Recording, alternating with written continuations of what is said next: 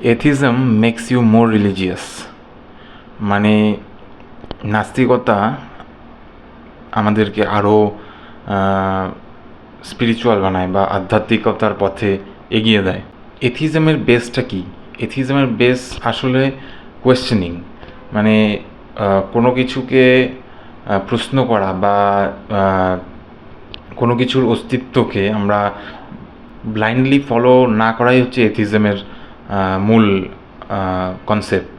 এবার যেহেতু আমি হিন্দু, তো হিন্দু ধর্মের কনটেক্সটেই আমি কথাগুলো বলছি যে এই যে আমাদের ধর্মের যে রিচুয়ালসগুলো আছে, এগুলোর পিছনে প্রত্যেকটারই কোনো না কোনো কারণ আছে।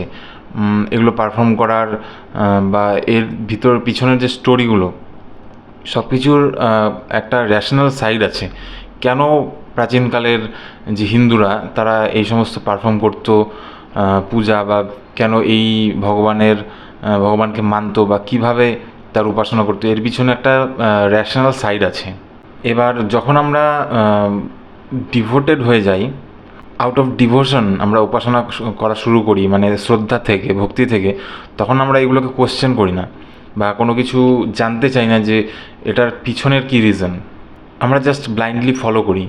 কিছু কিছু ক্ষেত্রে ভক্তিতে ফলো করি, ভালোবাসা করি, মানি এগুলো। আর অনেক ক্ষেত্রে ভয়ে, ধার্মিক যে রিচুয়ালস আছে সেগুলোর ভয়ে, ভগবানের ভয়ে বা অন্যান্য কারণে আমরা কিন্তু ব্লাইন্ডলি সেগুলোকে ফলো করি। আমরা কখনো জানতে চাই না বা এক্সপ্লোর করতে চাই না রিলিজিয়ান আসলে কী, এর ডেপথে কী আছে বা কেন আমরা এই জিনিসগুলো আজও পারফর্ম করে চলেছি। এগুলো কিন্তু আমরা যদি রিলিজিয়াস হই সো কল্ড, তাহলে কিন্তু আমরা এক্সপ্লোর করতে ভয় পাই।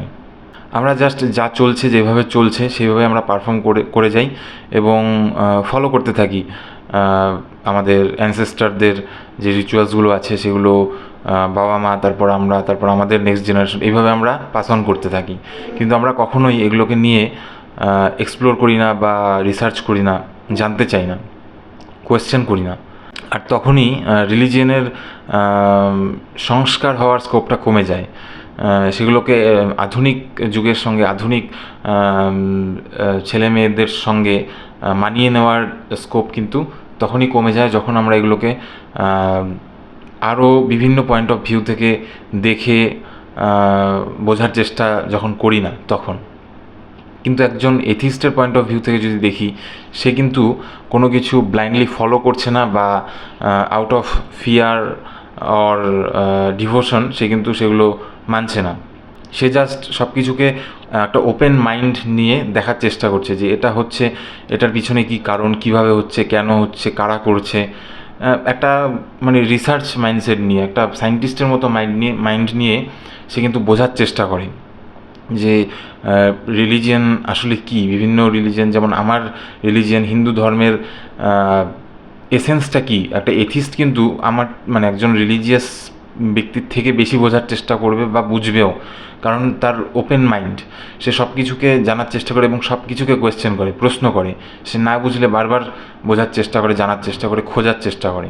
কিন্তু একজন রিলিজিয়াস, আদ্যপান্ত রিলিজিয়াস ব্যক্তি, ধর্মভীরু ব্যক্তি যাদের বলা হয়, সে কিন্তু অতটা সাহস করবে না to dive into that space.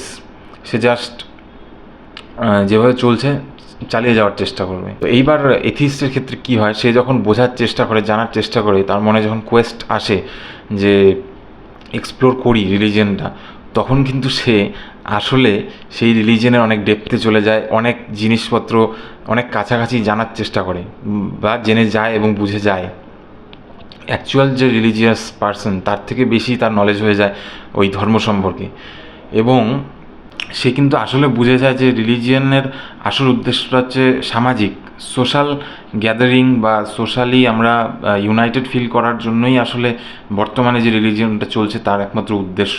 তাছাড়া যে সমস্ত রিচুয়ালিস্টিক যে ব্যাপারগুলো, যাগযজ্ঞ, এগুলোর আর অতটা গুরুত্ব কিন্তু এখন নেই যতটা প্রাচীনকালে ছিল, বৈদিক যুগে বা তার পরবর্তী সময়ে যে ছিল রিলিজিয়নের এফেক্ট সমাজে, সেইটা তো আর এখন নেই। এখন রিলিজিয়ন রয়ে গেছে সামাজিক একটা গেট টুগেদারের একটা মাধ্যম হিসাবে, যে কোনো পুজো হলে সবাই একটা জায়গা সবাই উৎসবে মেতে উঠলো, সবাই একসঙ্গে খাওয়া দাওয়া করলো, ঘোরাঘুরি করলো, এইটাই রিলিজিয়নের এখন এসেন্স। এর বাইরে আর তো কিছু নেই। তো একজন এথিস্ট ব্যক্তি বা নাস্তিক ব্যক্তি এই জিনিসটা আরও ভালোভাবে উপলব্ধি করে এবং সে তখন সেটাকে আরও খোলা মনে উদযাপন করতে পারে। তখন সে বুঝে যায় যে রিলিজিয়ন ভয় পাওয়ার জিনিস না, বা কোনো কিছু ওটার থেকে হাসিল করার ব্যাপার নেই যে এটা পাওয়া যাবে ধর্মের থেকে, বা ধর্মভীরু হয়ে আমি এটা পাবো, এই সমস্ত কোনো ব্যাপার নেই। এটা একজন নাস্তিক ব্যক্তি ভালোভাবে বুঝে যায় একজন ধার্মিক ব্যক্তির চেয়ে। তখন সে আসল কারণে মূল জায়গাতে গিয়ে কিন্তু রিলিজিয়নটাকে এনজয় করতে পারে, সবথেকে বড় কথা। আর এই এনজয়মেন্টটাই হচ্ছে জীবনের সবচেয়ে বড় অ্যাচিভমেন্ট। যেটা আমরা করছি সেটা যদি এনজয় করে করি, সেটা যদি বুঝে করি, তার থেকে বড় প্রাপ্তি আর কিছু নেই। তো ধীরে ধীরে এথিস্ট ব্যক্তি ধর্মের বিষয়ে বা যে কোনো বিষয় জানতে জানতে এবং কিছু মেনে না নেওয়ার এই মনোভাবের জন্য সে কিন্তু সব কিছুর ব্যাপারে, শুধু ধর্মের ক্ষেত্রে না, বিজ্ঞানের ক্ষেত্রে, সামাজিক কোনো ব্যাপারের ক্ষেত্রে, যে কোনো ব্যাপারে সে অনেক গভীরে পৌঁছে যায়, এবং গভীরে পৌঁছে গিয়ে অ্যাকচুয়ালি সে নিজে অনেক কিছু জেনে যায় ওই ব্যাপারে, যে হয়তো পারফর্ম করে যাচ্ছে অনেক দিন ধরে, বা অ্যাজ ইউজুয়াল ধার্মিক ব্যক্তি হয়ে আছে, যে তার থেকে বেশি জ্ঞান কিন্তু একজন এথিস্টের হয়ে যায়। তো এই পয়েন্ট অফ ভিউ থেকে আমি বললাম একজন এথিস্ট সবচেয়ে বেশি ধার্মিক ব্যক্তি। So atheism makes you more religious. As you know the thing itself, the more you enjoy it, relish it.